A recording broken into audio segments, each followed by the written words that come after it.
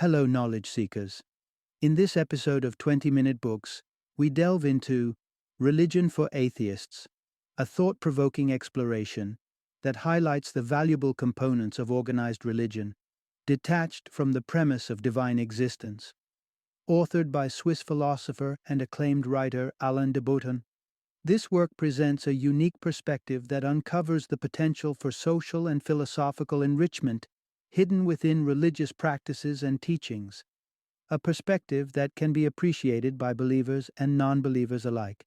Alain de Botton, currently residing in the United Kingdom, is recognized for his exceptional contributions to contemporary philosophy.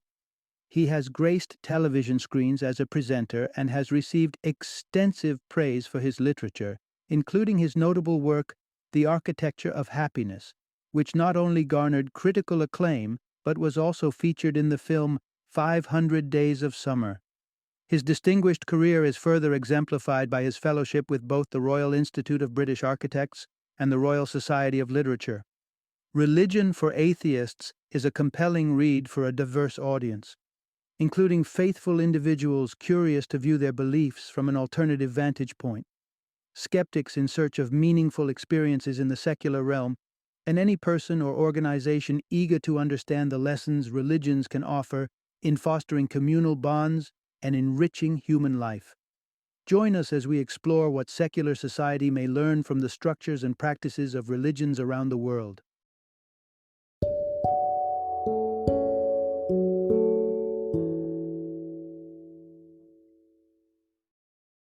Religion for Atheists, a non-believer's guide to the uses of religion.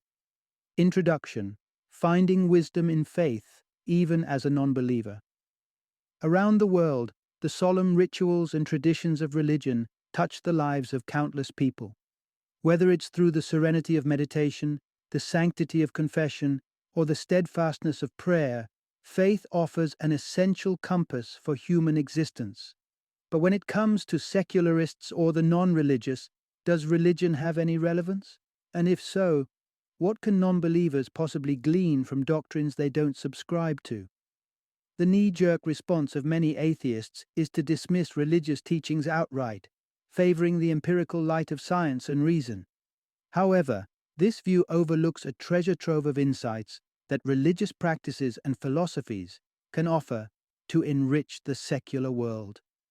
From forging strong communal bonds to seeing beyond the stark contours of factual reality, religion has much to teach, even the most skeptical among us.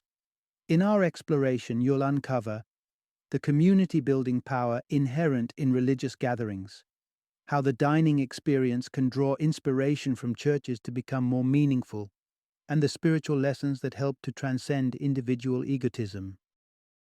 Part 1. Unearthing secular treasures in sacred grounds. When we think about religion, we may envision celestial realms, grand temples, or even exquisite Renaissance art. These symbols often intertwine with our perception of the divine, presenting religion as solely the province of worship. Yet beyond the deities and dogma lies something else, a rich layer of culture, society, and philosophical depth.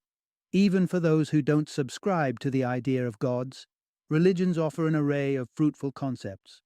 Consider morality. For secular individuals, the pursuit of a virtuous life is not inherently tied to religious doctrine. However, because morality has been so closely woven with faith, secular society has sometimes distanced itself from it, possibly to its own detriment. Secular society stands to benefit by reclaiming and reinterpreting rituals and celebrations that add layers to human experience. Take, for instance, how early Christians integrated elements from various beliefs to forge impactful ceremonies. The celebration of Christmas, for instance, meshes the pagan midwinter solstice festivities with the commemoration of Jesus' birth. Monastic traditions, too, have roots in the communal living recommendations by Epicurus, a Greek philosopher. Considering these examples, it's evident that religion is not just about gods and other worldly entities. As a non-believer, you may wonder what religion has to do with you and how it can enhance your life. Prepare, then, to delve deeper into the secular insights that religious traditions hold. Part 2, Building Bridges. What religions teach us about uniting people? Do you recall the last family gathering you attended? More often than not, such reunions coincide with religious holidays, illustrating the potent communal bond that religion can forge. However, as the winds of secularism blow stronger and our global community expands, we find ourselves grappling with a growing void where once was a sense of togetherness. Take a moment to think about the last unfamiliar face that brushed by you on the street, the brief sense of disconnection that likely followed. Religion offers a contrasting narrative, one where, regardless of individual backstories, everyone is drawn together by shared beliefs and practices. Consider, for example, the Catholic Mass, once a communal meal where individuals, irrespective of their backgrounds, would gather to break bread, sing, and seek solace together. Imagine a world where, akin to being seated at random in a restaurant, we share a meal with strangers and naturally weave a fabric of fellowship. Beyond communal meals, other religious practices, like the act of making amends, serve to strengthen communal bonds. The Jewish Day of Atonement, Yom Kippur, is a poignant occasion for introspection and reconciliation, a time to mend relationships and free oneself of past burdens through requesting and granting forgiveness. Imagine if we, in a secular context, adopted such ceremonies of conciliation. A secular day dedicated to atonement could become a chance to renew relationships and even serve as a meaningful civic holiday. A cornerstone of many faiths is the creation of community through shared rituals and collective experiences. As we'll explore, fostering communion is just one of many gems non-believers can take away from the wealth of religious traditions. Part 3. Embracing a moral compass from the vaults of faith. Think back to those rebellious teenage years, how you'd assert independence from your parents' watchful guidance. Childhood brims with do's and don'ts, which we gradually shrug off as we age. Yet, life's moral quandaries don't dissipate with youth. In fact, the need for ethical pointers often intensifies. In moments of moral conundrum, where do we turn for advice? For members of religious communities, a wellspring of counsel is always within reach. Religion boldly steps up as a mentor for the human conscience. Take Christianity, where the notion of original sin portrays humanity as inherently flawed, emphasizing our need for directives to ensure mutual respect and kindness. Judaism, too, is replete with moral norms. Consider the Mishnah, an ancient compilation of Jewish laws and teachings that house gems of wisdom on anything from respecting one's parents to best practices for social gatherings. These guidelines might even delve into personal topics such as familial intimacy, providing a roadmap for harmonious living. Religion does not merely talk values, it often visualizes them. In the Scrovegni Chapel in Padua, Giotto's frescoes personify 7 virtues, graphically conveying which traits are worthy of pursuit. These images serve as a vivid, wordless sermon for anyone passing by to absorb and contemplate. Saints, revered for their exemplification of goodness and benevolence, further illustrate the values that religions hold dear. Across the Catholic world, saints are not only depicted in art, but also in small statues that frequently adorn homes, a testament to their importance as ethical exemplars. Our modern secular society tends to prize personal freedom, occasionally at the expense of virtues such as kindness and benevolence. But one can't help wondering if there's an essence of virtue we might be overlooking, and something we could potentially rediscover through the moral legacy of religious teachings. Part 4. A Lesson in Living. Gleaning practical wisdom from religious schooling. Reflect on your high school education. Often those days locked in a classroom learning by rote don't incite the fondest of memories. Might it be time to reimagine how we approach learning? Our current educational system adheres to a narrow curriculum, categorizing knowledge by subject, dissecting art into paintings, literature into books, music into melodies. What if, instead, education embraced broader, more universal themes, much like religious studies do. Religious education isn't confined to the study of theology.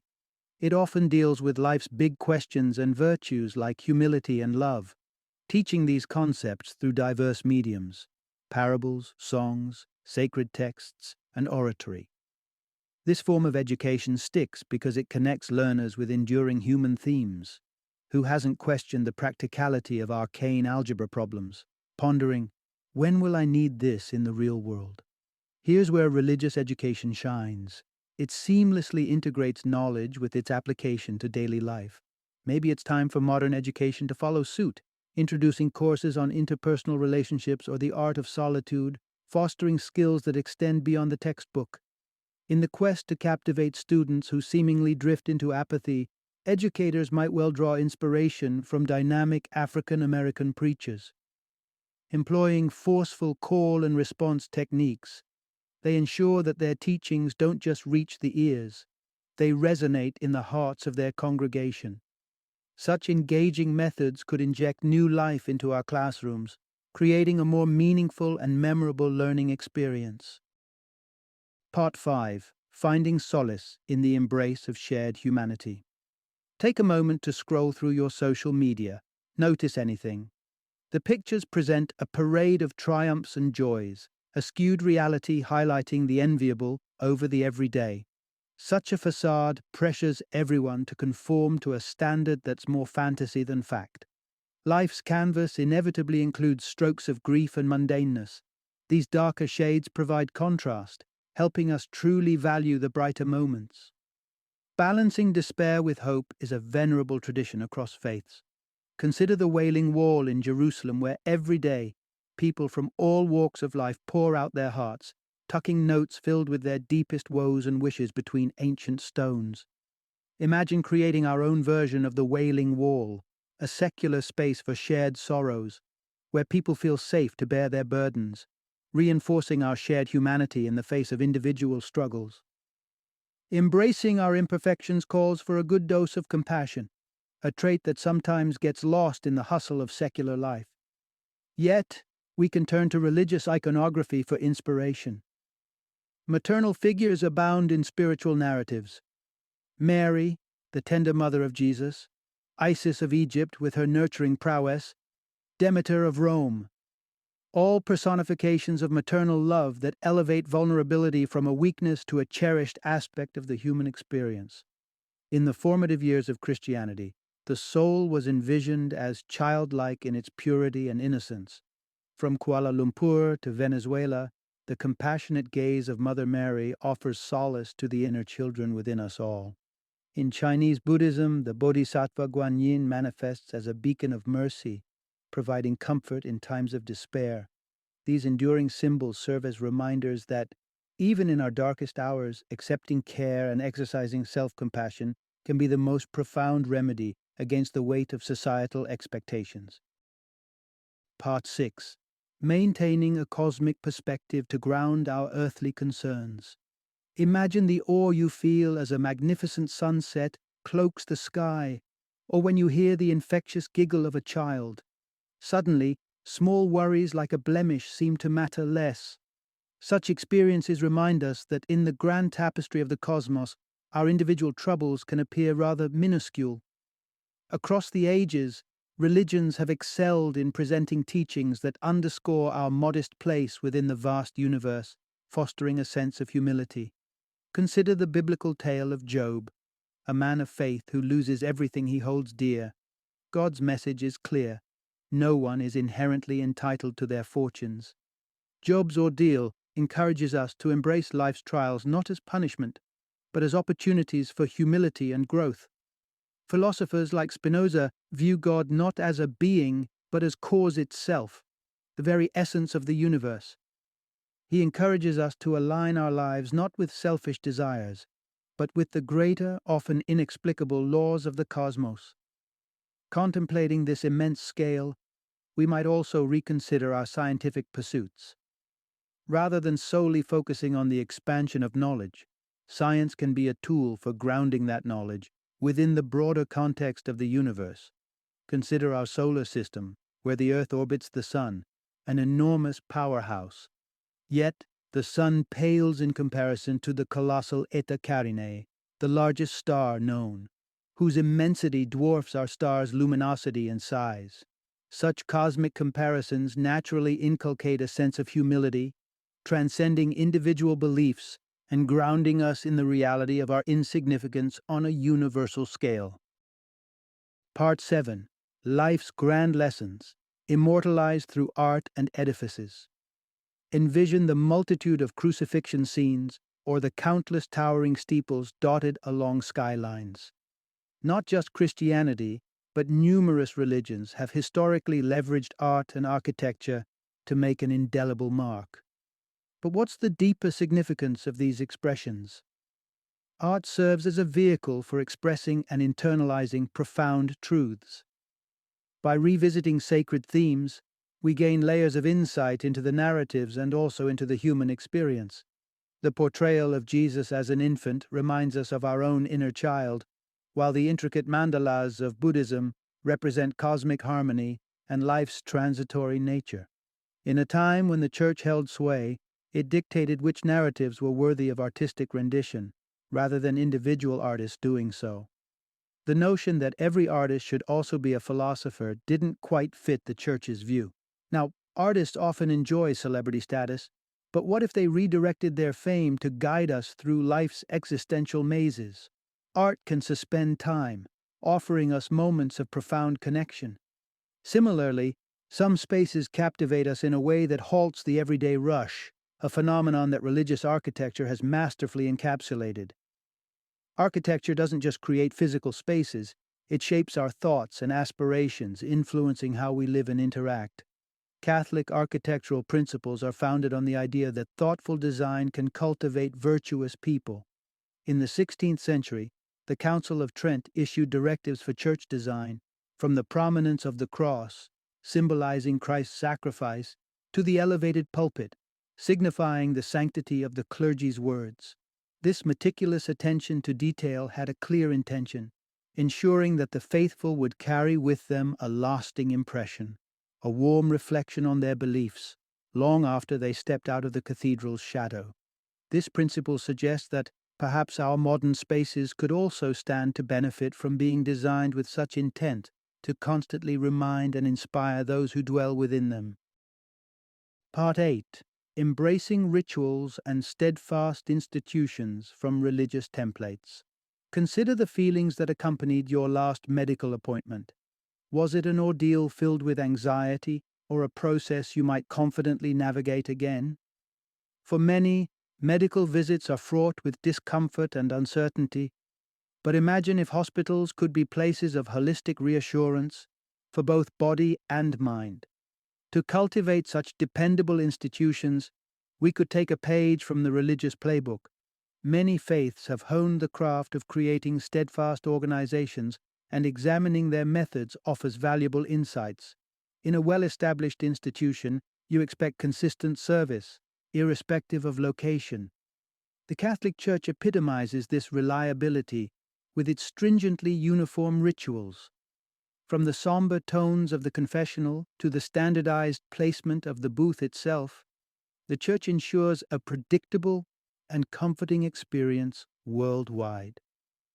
Religions recognize that the most resonant messages are those that engage both the mind and the physical senses. In Zen Buddhism, the tea ceremony, Chanoyu, encompasses this holistic approach, combining physical movement and mental discipline to transcend worldly concerns and diminish ego. The era's aesthetics lend to a removal of distractions, promoting a sense of equality and peace. Timed rituals and celebrations also play a fundamental role. By marking specific occasions, such as the appreciation of the first cherry blossoms, religions foster a shared global rhythm. Similarly, Zen Buddhists gather annually to admire the full moon on the 8th month's 15th night, a practice that creates a sense of unity among practitioners. Even for those outside religious spheres, the robust frameworks and practices of established religions offer a sense of stability and assurance.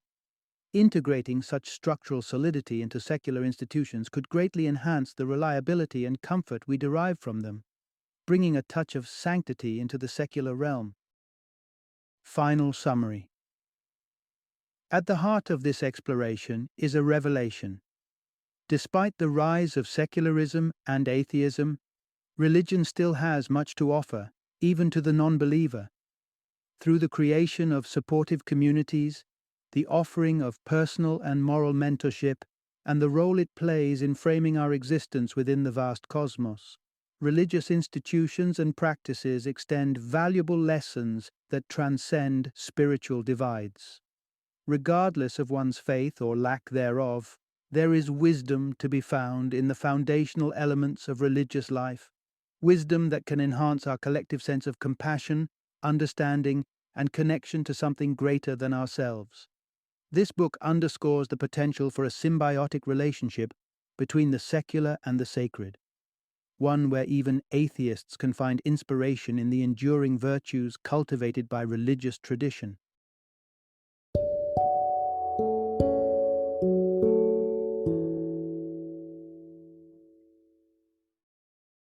Thank you for joining me today on this journey of learning and discovery as we explored the insights of another thought-provoking book in our growing library of knowledge. If you've enjoyed our time together, please take a moment to follow our podcast, give us a 5-star rating, and share 20-minute books with other knowledge seekers. Your support truly means a lot. Don't forget to join me again in the next episode, where we will delve into another enriching book. Until then, happy reading and happy listening.